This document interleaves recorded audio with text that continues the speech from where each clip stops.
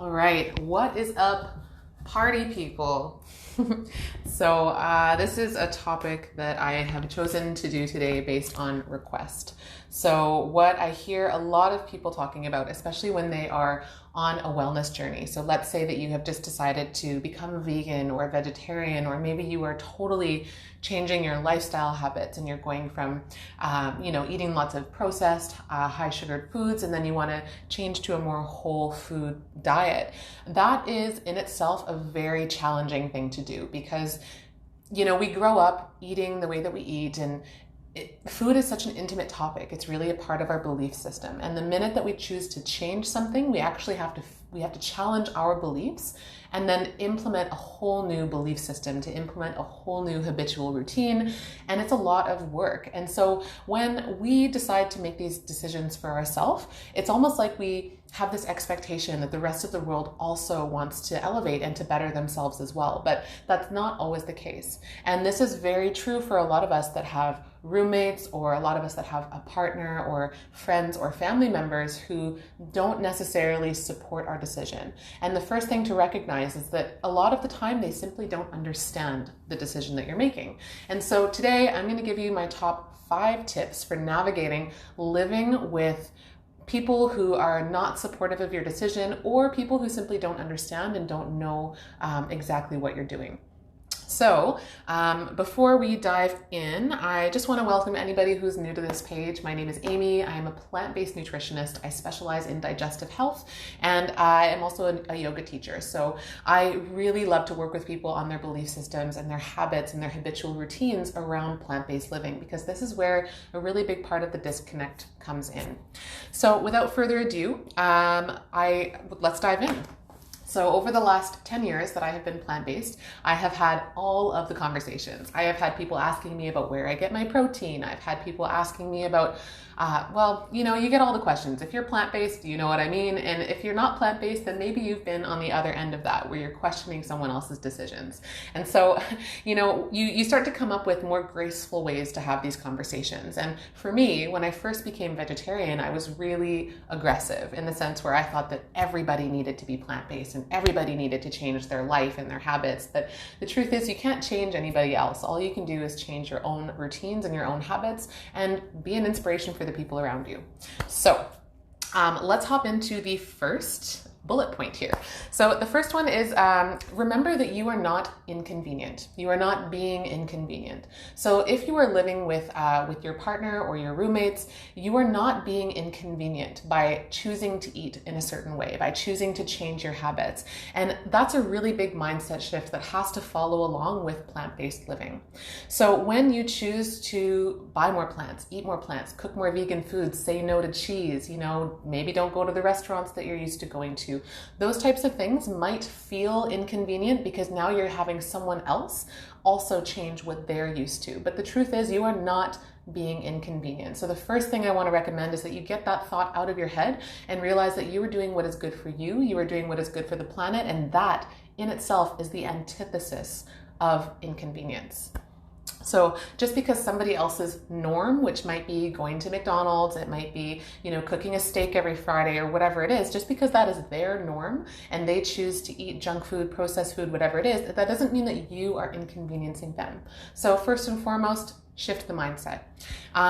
The second part here is that you want to set very clear boundaries. So I have lived with people who did not eat the same way that I eat.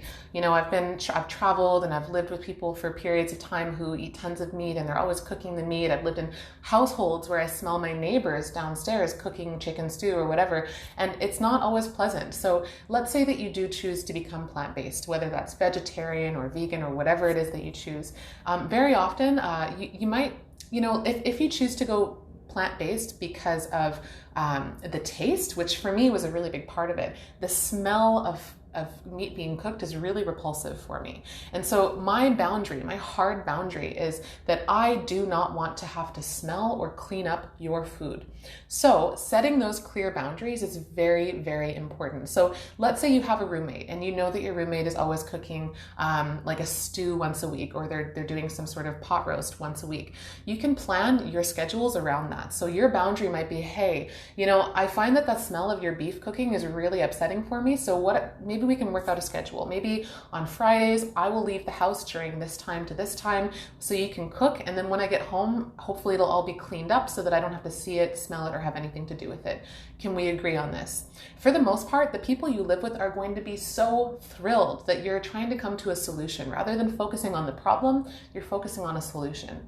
Now, the important thing with boundaries is that you also have to respect other people's boundaries. And so when you open up this conversation, when you say to your roommate or your partner, hey, I don't really like smelling or cooking up after, cleaning up after your meat, whatever it is, also open up the conversation as a two-way. So you can say, look, I have some boundaries that I would love to have respected, and I would love to respect your boundaries in return. So it's not just about expecting other people to do something. You have to open up that conversation for them to offer you boundaries. Maybe you do something that they don't like. Maybe you always leave hair in the shower, and that's something that drives them crazy. And so maybe they'll say, well, it bugs me when you leave your hair on the shower wall. And you can say, hey, I hear you. Thank you for mentioning that. And I will make the strongest effort that when I'm done in the shower, I am going to clean up all of the hair so that you don't have to deal with it. And in return, please don't cook meat around me. Please don't fill in the blank, whatever it is, okay? So you can tailor that conversation to go the way that it's going. Just make sure that you are in turn respecting their boundaries. So it's a two-way street. And, most people don't want to live in conflict. Most people don't want to have that. We are solution-oriented creatures. And so when you bring up a solution, people are going to be so happy that you're not focusing on a problem or blaming them or coming from the place of resent, right? You want to make sure that there's a clean slate, open communication, and strong boundaries set. Okay, so the third point here is to be inclusive, not exclusive.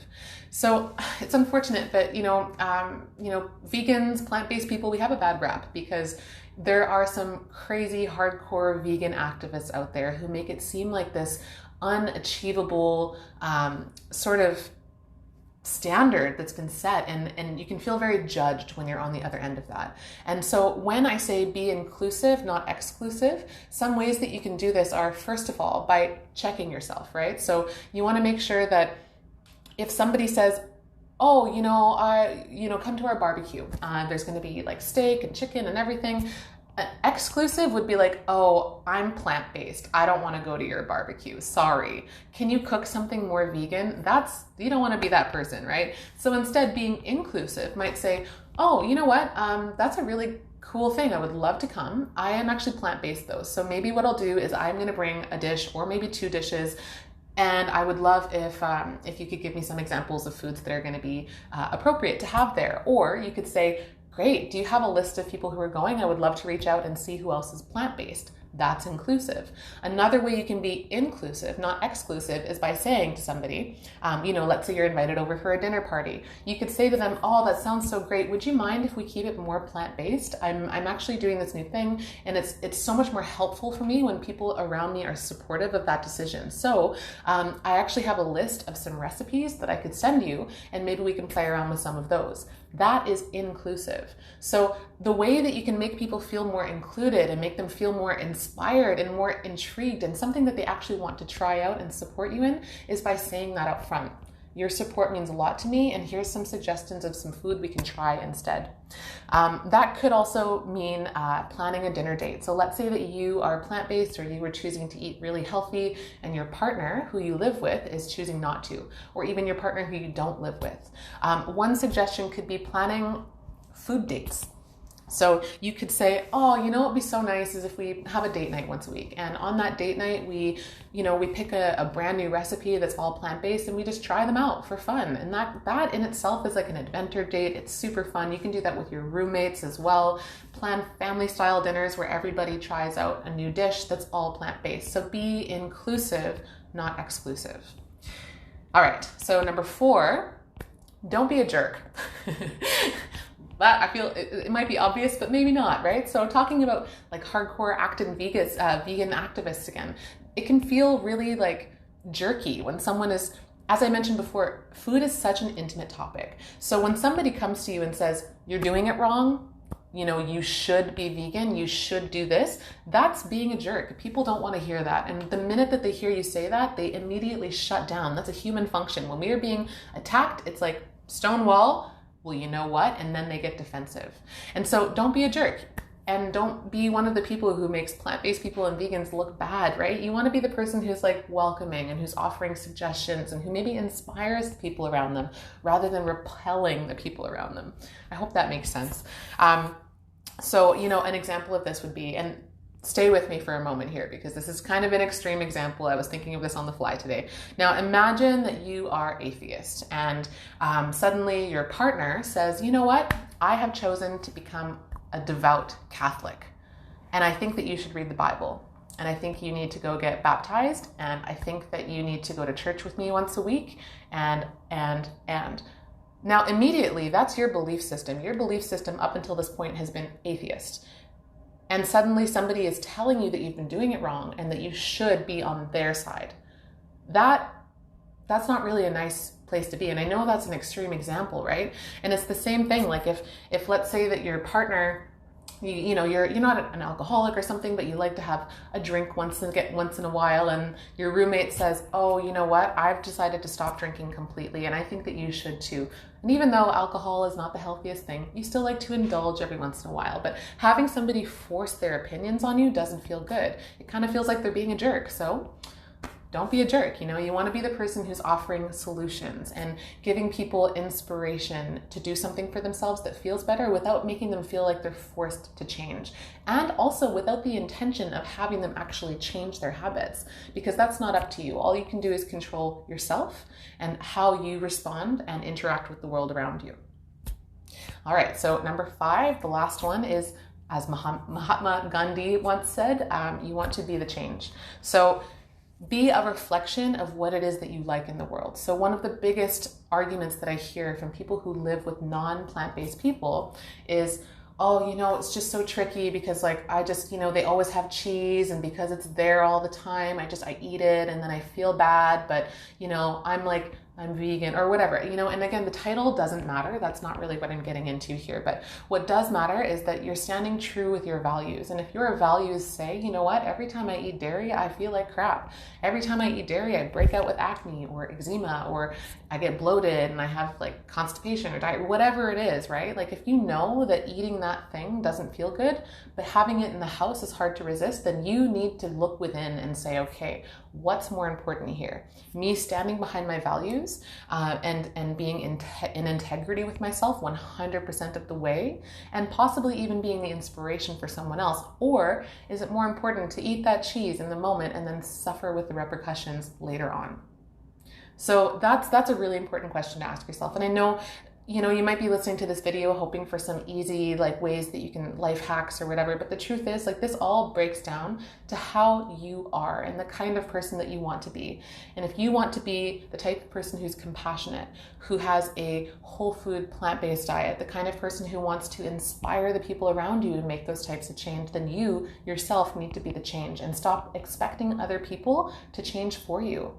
And so if you know that cheese is your thing and you have a hard time not eating cheese when it's in the house, then refer back to my first, or rather to the second bullet point here, which is to set your boundaries. And if your boundary is, hey, I have a hard time when there's cheese in the house, can you do me a favor and hide it? Or maybe, just buy a smaller amount at a time so that I don't have to see it.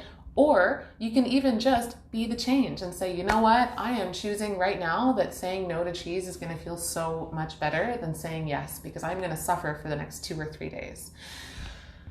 Okay, so I'm going to do a really quick recap of what those bullet points were. So the first point here was you are not being inconvenient. So change your mindset. Know that you are not being inconvenient. You are not putting anybody out by having your own beliefs and by changing your diet. Number 2, set very clear boundaries and also be open to receiving other people's boundaries and respect them. Number 3, you want to be inclusive, not exclusive. So don't make people feel isolated because they're not choosing to do the same thing you're choosing to do. Number 4, don't be a jerk about it. Be open, be responsive, be receptive, and enter any conversation, especially if somebody's like, why are you doing this? Blah, blah, blah. Just go into it with an open mind and say, interesting, I'm noticing you're having some resistance to this. That's so fascinating. And go at it gracefully, right? So don't be a jerk about it. And then finally, be the change. So anyways, those are my top 5 tips for living with people who do not have the same values as you, and especially if they're being unsupportive. And, you know, a little extra added point here, if you're surrounding yourself with people who are genuinely unsupportive, you know, there's a difference between somebody who doesn't know and doesn't understand. So if somebody like your partner or your roommate just doesn't get what you're doing, you know, that's one thing. But if somebody is always harassing you and making you feel bad about your choices and trying to force you to, oh, come on, just have a little bite, have a little bit of that, you know, maybe it's time to ask yourself, are those the kind of people that you want to be surrounded by all of the time? And if you have tried setting your boundaries and you've tried being inclusive and you've tried all of these steps and they're still harassing you and making you feel bad, then maybe that's the kind of person that doesn't need to be around you all of the time. So another thing to consider is, what are your boundaries? Do you respect yourself? And what are you doing this for? That's the other really big part here. So in conclusion, I really hope that you found some value in this. And if you are currently living with somebody, or if you have people around you who are not supportive, or if you're trying really hard to be plant-based and healthy and the people around you are not, then this is going to be the major steps that I think are going to help you move forward and feel more confident in your choices. So just so you know, guys, I have a YouTube channel. If you're watching this on YouTube, then hey, I have a YouTube channel. You can hit the subscribe and notification button and all the things that you're supposed to do. And I also have a whole new Instagram page right now where I'll be doing daily stories. So there's going to be little daily tips as they come up. So little things that are going on in the world of Nama Taste Nutrition. So go ahead and follow over there as well. And finally, I don't know if you are familiar with this. I've got a whole new website which is launching soon, and expect so much goodness. I'm going to have some guest bloggers coming in, and there's going to be so many great articles in there regarding everything in the world of plant-based nutrition, plant-based living, sustainability, and yoga and mindset. So I will catch you guys on the flip side. Thank you so much for sticking with me on this call, and best of luck. Also, if you have requests for future topics, please feel free to send me a DM, and I'm super happy to take those recommendations. I've got a little spreadsheet started with all of your ideas, so we're good for the next couple of weeks, but I do like to know what you want to know about so that I can offer as much value as possible. And I will see you the next time.